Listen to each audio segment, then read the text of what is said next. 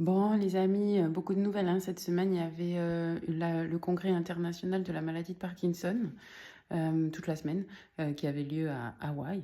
Sympa, n'est-ce pas? Et évidemment, ils ont annoncé plein de résultats. Et je voulais discuter avec vous d'une étude qui va être lancée par une biotech qui s'appelle Lundbeck, une biotech suédoise qui fait beaucoup pour toutes les maladies neuro et aussi pour les maladies rares. Là, ils ont un anticorps en fait qui va permettre de diminuer l'agrégation de la protéine alpha-synucléine. Vous savez, c'est ces agrégats qui sont toxiques pour les neurones, notamment les neurones dopaminergiques. Et en fait, ils vont tester leur anticorps. Ils ont déjà fini la phase 1 dans l'atrophie multisystématisée.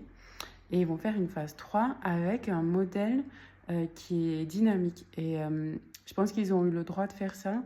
Leur protocole de la phase 3 a été approuvé par les autorités de santé aux États-Unis, en Europe et au Japon. Ils ont le droit de faire ça parce qu'en fait, ils vont d'abord tester leur anticorps dans une maladie qui est rare.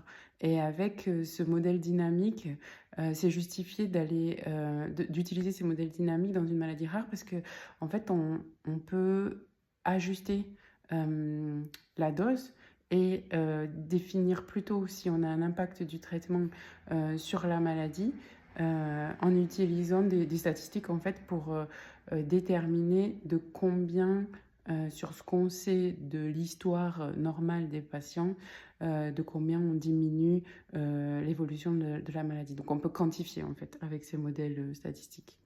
Voilà, à ma connaissance, c'est la première fois que ces modèles statistiques sont utilisés pour une phase 3. Et ça, c'est une bonne nouvelle parce que ça veut dire qu'on aura des réponses qui sont plus rapides. Les agrégats d'alpha-synucléine, c'est pas un problème que pour l'atrophie multisystématisée, c'est aussi un problème pour la maladie de Parkinson et d'autres syndromes parkinsoniens.